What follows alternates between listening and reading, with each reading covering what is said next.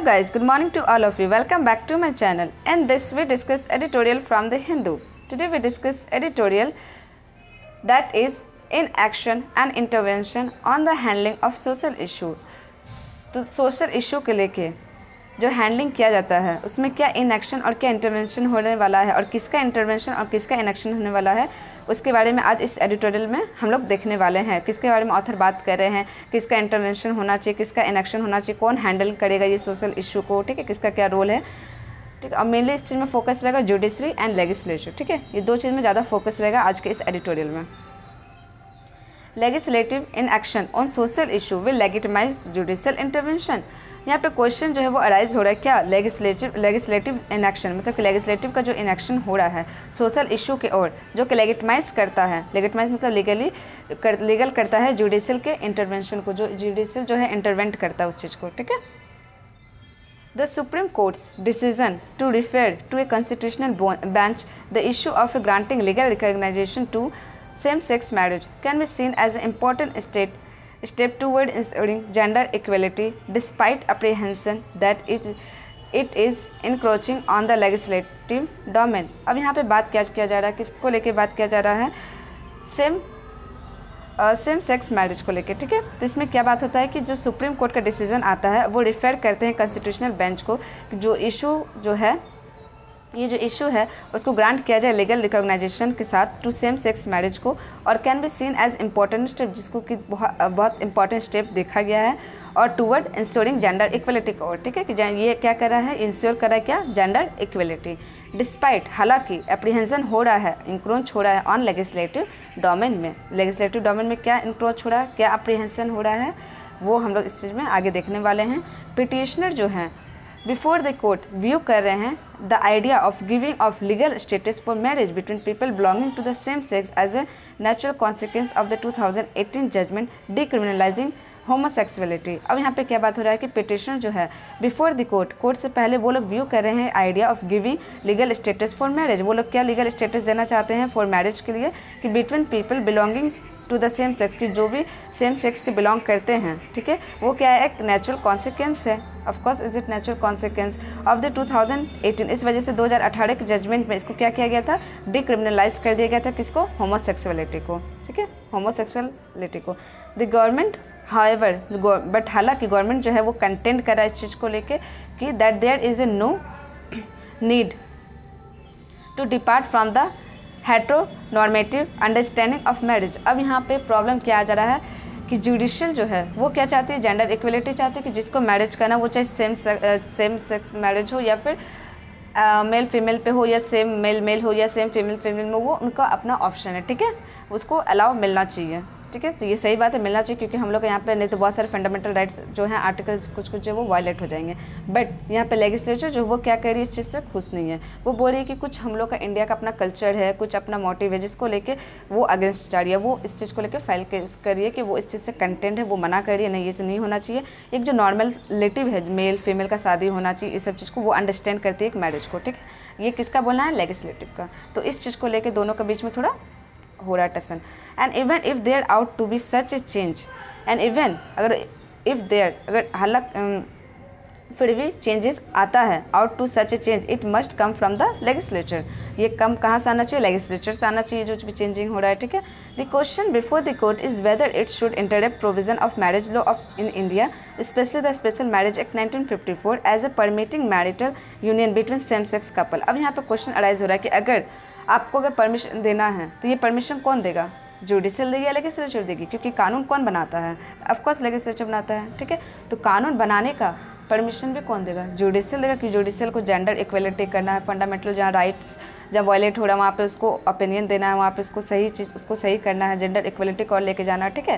तो यहाँ पे क्वेश्चन हो रहा है कि before the court is weather it should interrupt करना चाहिए प्रोविज़न ऑफ मैरिज लॉ में इन इंडिया में, ठीक है।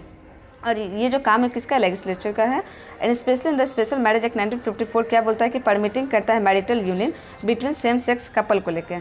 द एक्ट अलाउ करता है the solemnisation of marriage between any two person and is use by those who are unable to register their marriage under their respective personal law. अब यहाँ पे क्या बात कर रहा है कि ये जो एक्ट है वो अलाउ करता है सोलेमनाइज मतलब कि जो भी रस्म उसम होता है एक मैरिज को लेकर, उसको सोलेमनाइजेशन बोलते हैं, ठीक है। तो द एक्ट जो है वो अलाउ करता है सोलेमनाइजेशन ऑफ मैरिज को लेकर बिटवीन एनी 2 पर्सन, कोई भी 2 person, and is use by those who are unable, जो कि रजिस्टर नहीं कर पाते, वो स्पेशल मैरिज के तहत क्या कर सकते हैं, अपना शादी को सेट कर सकते हैं, अपने शादी कर सकते हैं under their respective personal law, या फिर अपने पर्सनल लॉ के तहत भी कर सकते हैं। द यूनियन गवर्नमेंट जो है वो आर्ग्यू करती है that the decriminalizing of a consent relation between adult of the same sex has removed the stigma attached to homosexuality. अब यहाँ पे क्या था, यूनियन गवर्नमेंट जो वो आर्ग्यू करती है कि डिक्रिमिनलाइज ऑफ कंसेंसुअल जो रिलेशन है between adult of same sex, जिसको कि रिमूव किया जा रहा है, तो इससे क्या वजह से हो रहा है, जो स्टिग्मा अटैच थी होमोसेक्सुअलिटी से, but has not conferred, but ये कन्फर नहीं करती है कोई भी राइट ऑफ मैरिज को लेकर, एंड दैट द स्टेट, और ये स्टेट इज इंटाइटल करती है, लिमिट करती है recognition to marriage involving heterosexual. और ये किसको ये करती है, इंटरवेंट करती है, किसको ये करती है, हाँ, and that is state entitled, किसको लिमिट करती है, कौन से रिकॉग्नाइजेशन को लिमिट करती है, मैरिज जो कि इन्वॉल्व है हेट्रोसेक्सुअल कपल्स को लेकर, ठीक है। मतलब कि हेट्रोसेक्सुअल कपल्स को ये क्या करती है, लिमिट करती है। देयर इज़ नो डिस्क्रिमिनेशन, यहाँ पे कोई डिस्क्रिमिनेशन नहीं होना चाहिए, ये क्लेम कर रही है in keeping same sex couples जो हैं out of definition of marriage. और यहाँ पे फिर ये क्या बात करें कि जो सेम सेक्स कपल्स हैं वो क्या है, डेफिनेशन ऑफ मैरिज के आउट ऑफ स्कोप हैं। Clear. In terms of the equality norm, अगर हम लोग देखें in terms of equality norm, तो जो सेंट्रल जो है वो क्वेश्चन कर रही है इज़ नॉट वेरी कॉम्प्लिकेटेड, जो कि वेरी कॉम्प्लिकेटेड नहीं है। इतना दही बड़ा 5 किलो का बनाए थे क्या हम लोग।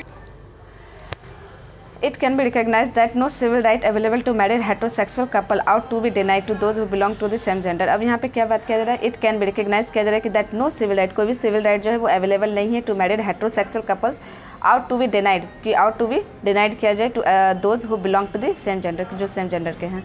द इंसिडेंटल कॉन्सिक्वेंसेज जो है on issue of property and succession में not pose a insurmountable difficulties. अब यहाँ पे क्या बात किया जाए कि जो भी इंसिडेंटल कॉन्सिक्वेंसेज दिख रहा है on issue of property and succession को लेकर, ठीक है, में नॉट पोज, यहाँ पे कोई डिफिकल्टी इसमें पोज नहीं हो रहा है। एंड सेंटर अदर आर्ग्यूमेंट करिए कि इन्वॉक करिए रिलीजियस नॉर्म्स को एंड कल्चरल वैल्यूज़ को, जो कि अगेंस्ट करता है recognising same sex marriage, and is week and इनएडिक्वेट, और ये क्या है, इनएडिक्वेट है।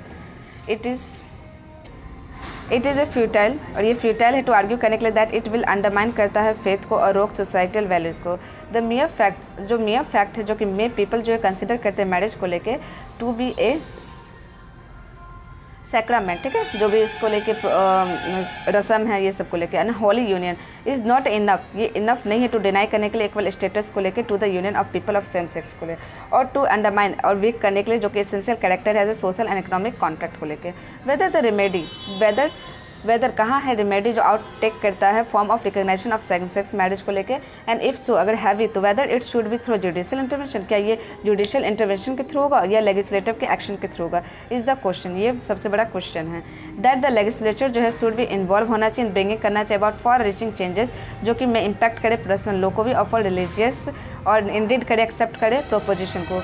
रिस्पॉन्सिव गवर्नमेंट जो कि चाहती है ट्रीट करे this matter of a policy को, and not cede space to the court, और यहाँ पे कोई भी स्पेस ना दे कोर्ट को, would act on its own, अपने ऑन पे वो एक्ट करे और कंसिडर करे राइट ऑफ एनी 2 पीपल को रिगार्डलेस ऑफ जेंडर, और यहाँ पे कोई जेंडर ना देखे, इक्वलिटी को लाए, टू मैरी और फाउंड ऑफ ए फैमिली, और वहाँ पे उन लोग का फैमिली को बसाएं, वो लोग शादी करें, ठीक है। लेजिस्लेटिव जो है इनेक्शन करेगा ऑन बर्निंग सोसाइटल इशू, और लेजिस्लेटिव जो है वो भी अपना इनेक्शन करेगा जो बर्निंग सोशल इशू चल रहा है, और लेगिटिमाइज कर सकता है, इन्वाइट करेगा जुडिशियल इंटरवेंशन को लेकर, ठीक है। तो देखते हैं यहाँ पे आगे ये चीज़ को, इशू को हल किया जाता है कि नहीं, ठीक है। तो I think is it okay that कि मैरिज होना चाहिए आसपास, तो देखते हैं क्या होता है। Thank you guys.